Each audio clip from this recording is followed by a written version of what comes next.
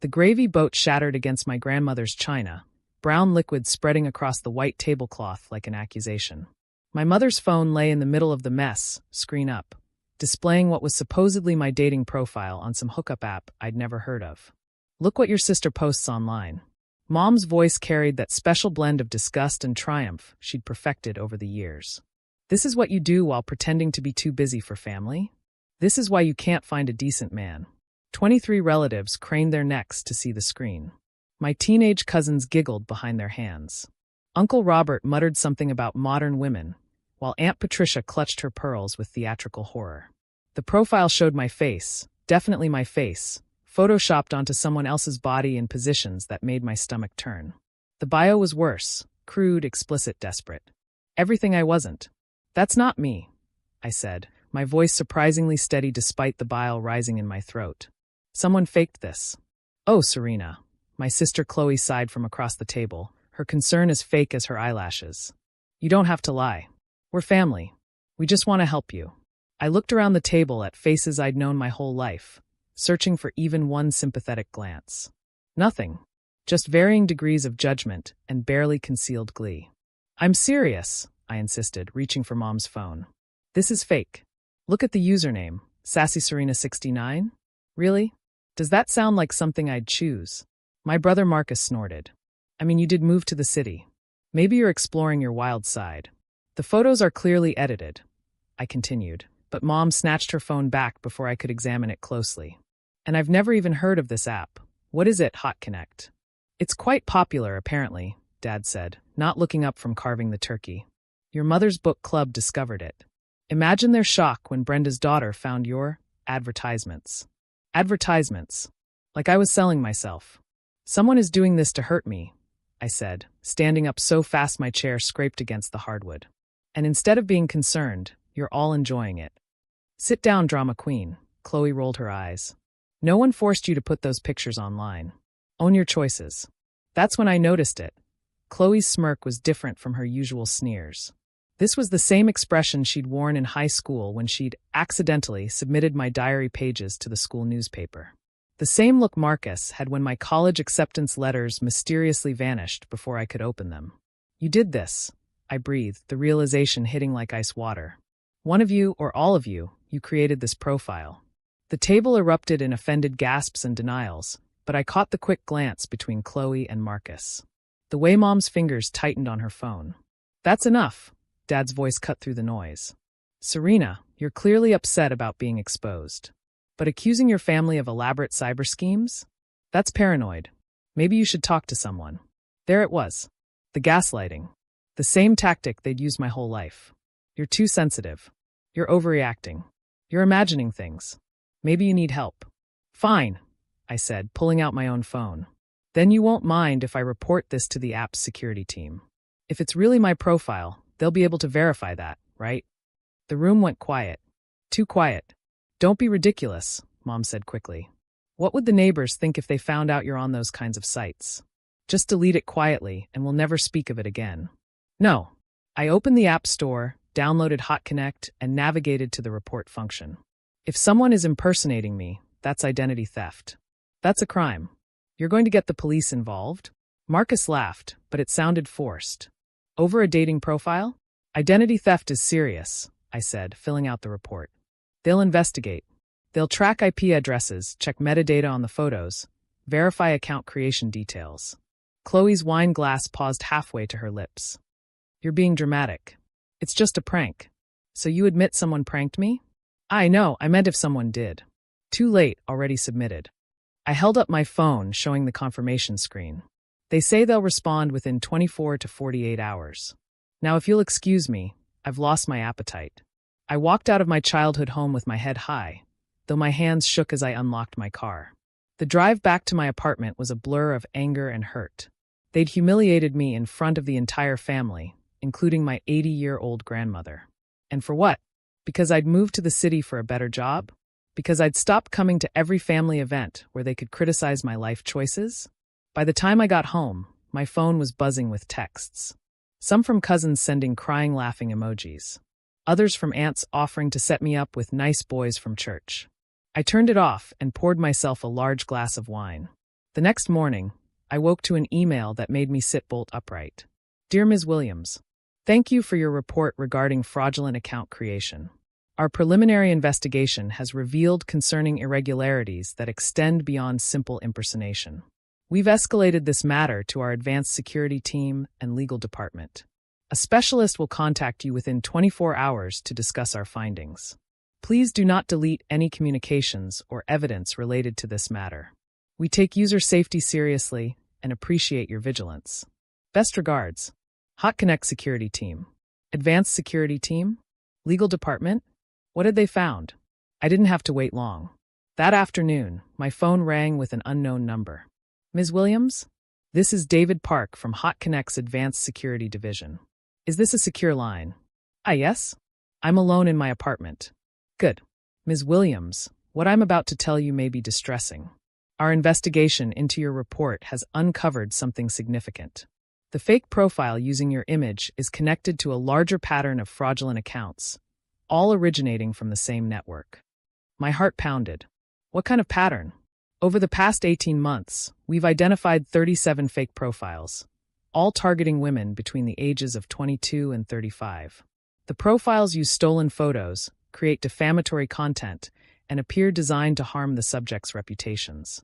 What makes your case unique is that you're the first victim to report it directly.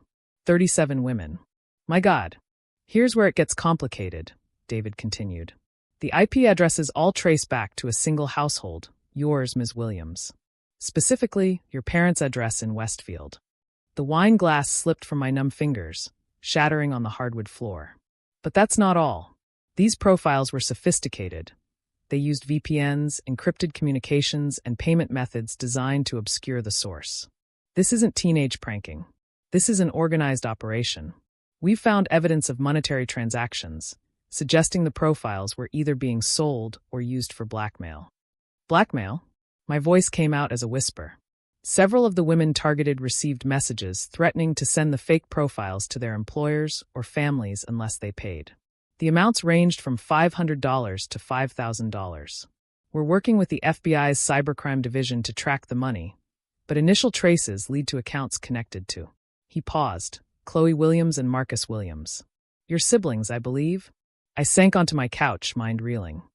They've been destroying women's lives for money. It appears so. But there's more. Your mother, Linda Williams, seems to have been involved in identifying targets. We found searches from her devices for women who had, quote, wronged the family or disrespected traditional values. Many victims were ex-girlfriends of your brother, former friends of your sister, or women who had somehow crossed your mother's social circle. I thought of Chloe's college roommate, who'd suddenly left school after explicit photos surfaced online. Marcus's ex, who'd lost her teaching job when parents found a dating profile full of inappropriate content.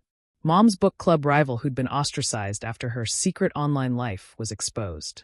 Oh my God, I breathed. They've been doing this to people for years. Ms. Williams, I need to ask, do you have any devices or accounts that your family has access to? We need to ensure your safety while the investigation proceeds. My laptop. They'd given it to me for Christmas 2 years ago. My old phone on their family plan. The iPad I'd left in my childhood room. Yes, I said, a chill running down my spine. Several. Don't use any of them. In fact, I'd recommend staying away from your family entirely. The FBI will be executing search warrants tomorrow morning. They'll need your full cooperation. Of course. But what about the other women? Do they know? We're in the process of contacting them. Many may not even realize they were victims.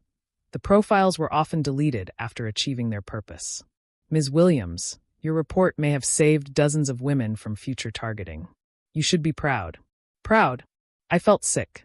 The next 3 days passed in a blur of FBI interviews, evidence collection, and terrifying revelations. The scope of my family's crimes was staggering.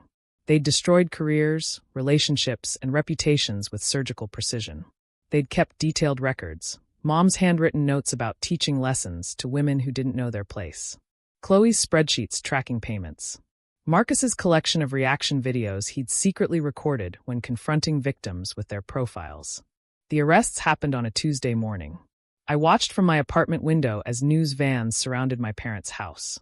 The footage of my family being led away in handcuffs would play on local news for weeks. Mom was charged with conspiracy, cyberstalking, and identity theft. Chloe faced additional charges for extortion and money laundering. Marcus, who'd apparently escalated to meeting victims in person while posing as a helpful friend, was charged with fraud and criminal impersonation. But the investigation didn't stop there. As devices were analyzed and records subpoenaed, more victims came forward. Women from 3 states. A pattern of abuse spanning back to when Chloe first got a computer in high school. The Thanksgiving photos were evidence now, Mom showing my profile to humiliate me one last time, never imagining it would be their downfall. I changed my name, moved to a different city, started therapy to process the betrayal. Some days, I'd catch myself defending them in my mind. Surely they didn't mean for it to go so far. Surely they loved me despite everything. Then I'd remember Chloe's smirk, Marcus's laugh, Mom's triumphant voice echoing across the Thanksgiving table, Dad enabling it all with his silence. 6 months later, I testified at their trials. I looked each of them in the eye as I described the humiliation, the gaslighting, the years of subtle and not-so-subtle abuse that had led to this moment. Why? I asked during my victim impact statement. Why did you hate me so much? They had no answer. Or maybe the answer was too simple, too cruel to speak aloud. Because they could. Because it made them feel powerful. Because I dared to leave their toxic orbit and build a life beyond their control. The judge gave them the maximum sentences. As they were led away, Mom called out to me, begging for forgiveness, claiming it had all gotten out of hand. I walked out without looking back. Later, I met with some of the other victims. We formed a support group, then an advocacy organization. We pushed for stronger cybercrime laws, better identity protection, faster platform responses to harassment.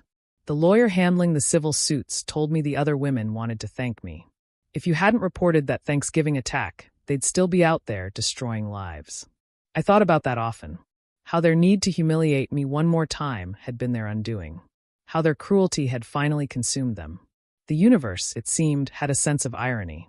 Now, 2 years later, I run a nonprofit helping victims of cyber harassment.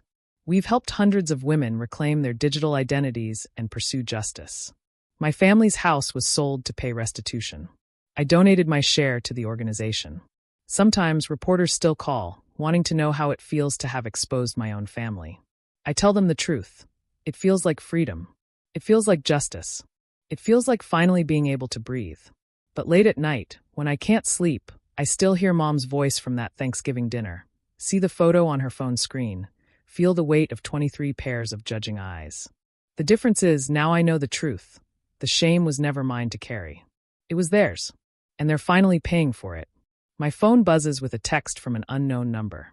For a moment, my heart races, old trauma dies hard. Then I read it. Ms. Williams, this is Sarah Chin from The Times.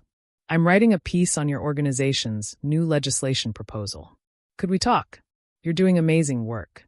I smile and type back, happy to help. Let's change some laws. The past may have shaped me, but it doesn't define me. My family tried to destroy me with a fake profile. Instead, they revealed their true selves to the world. Sometimes the best revenge isn't planned. Sometimes it's just refusing to stay silent when they expect you to disappear. Sometimes it's as simple as reporting a crime and letting justice take its course.